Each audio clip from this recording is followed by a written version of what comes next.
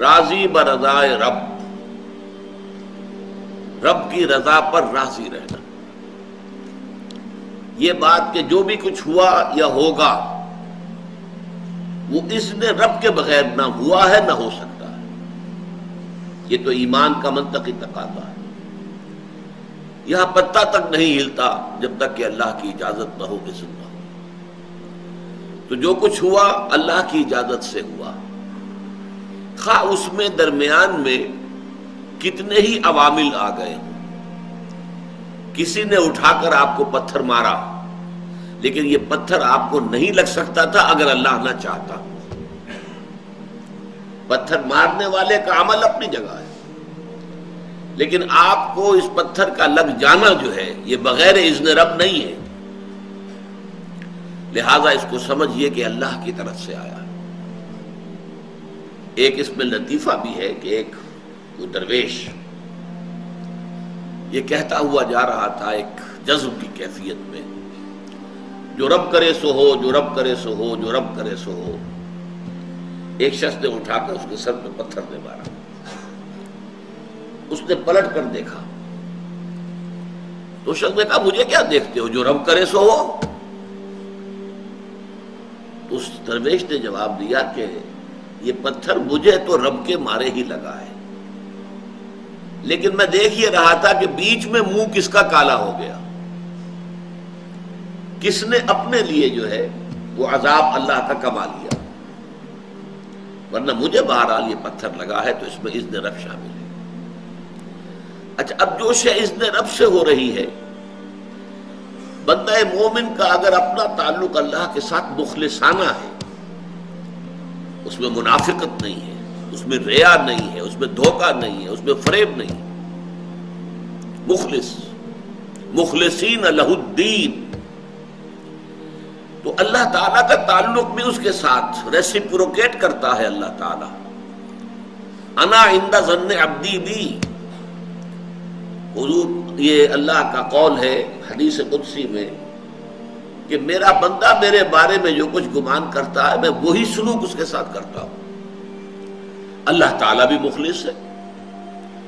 اللہ تعالیٰ کی مرضی کے بغیر کچھ نہیں ہو سکتا. تو یقیناً جو کچھ ہوا ہے اس میں میرے لیے خیر ہے، چاہے فوری طور پر مجھے ناگوار گزرا ہے، مجھے تکلیف ہوئی ہے، میرے لیے یہ شے جو ہے ناپسندیدہ ہے، لیکن ان دی لانگ رن مجھے یقین ہے کہ اس میں خیر ہے. بیدک الخیر انک علی کل شیء قدیر. اے اللہ تیرے ہاتھ میں خیر ہی خیر ہے، تو ہر چیز پر قادر ہے. اچھا، جو ہوگا وہ بھی اذن رب کے بغیر نہیں ہوگا. یہی تصور اس کے بارے میں ہونا ضروری ہے. اسی کا نتیجہ یہ نکلتا ہے جس کو قرآن مجید بار بار کہتا ہے، بار بار کہتا ہے، بار بار کہتا ہے، لا خوف علیہم ولا هم یحزنون. کیا مطلب اس کا؟ نہ ان پر کوئی خوف ہے نہ حزن سے دو چار ہوتے ہیں. عام طور پر یہ سمجھا جاتا ہے کہ یہ آخرت میں ہوگا. آخرت میں تو بتمام و کمال ہوگا، دنیا میں بھی ہوتا ہے. خوف کس بات کا بھائی؟ ہوگا وہی جو میرا رب چاہے گا.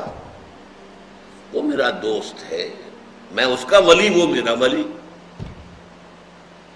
الا ان اولیاء اللہ لا خوف علیہم ولا هم یحزنون.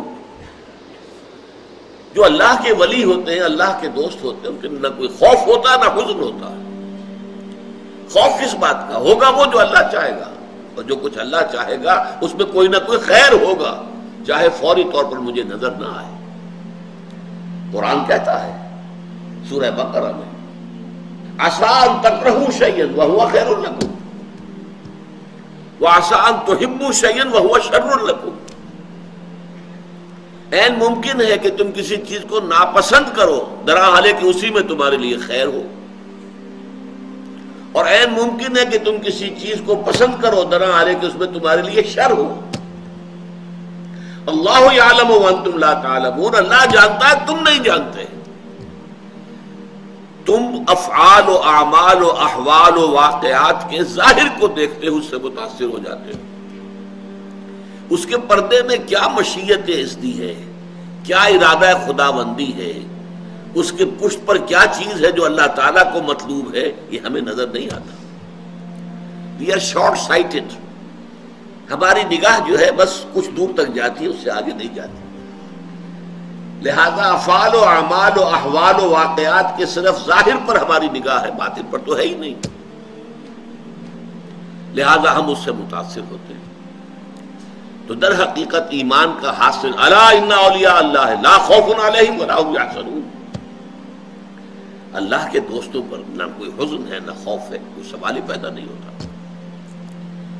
اسی طریقے سے قرآن مجید جو ہے بلند ترین مقام جو انسان کا ہو سکتا ہے، اس کی تعبیر کے لیے الفاظ استعمال کرتا ہے رضی اللہ عنہم ورضوا عنہ. اللہ ان سے راضی ہو گیا، وہ اللہ سے راضی ہو گئے. یہ باہمی رضامندی ہے، دو طرفہ. دو طرفہ اللہ کے ساتھ تعلق ہوتا ہے، دو طرفہ تعلق ہوتا ہے. تم اللہ سے محبت کرو گے، اللہ تم سے محبت کرے. تم اللہ کے ساتھ مخلص ہوگے، اللہ تعالیٰ تمہیں واقعتاً اپنا مخلص بندہ بنا لے گا. تم اللہ کی طرف چل کر آؤ گے، اللہ تمہاری طرف دوڑ کر آئے گا. تم بارش بڑھاؤ گے، اللہ ہاتھ بڑھائے گا. تم اسے محفل میں یاد کرو گے، اللہ اس سے کہیں بہتر محفل میں تمہارا تذکرہ کرے گا، ملائکہ مقربین کی محفل میں. تم اللہ کو اپنے دل میں یاد کرو گے، اللہ اپنے جی میں تمہیں یاد کرے گا. یہ دو طرفہ معاملہ ہے.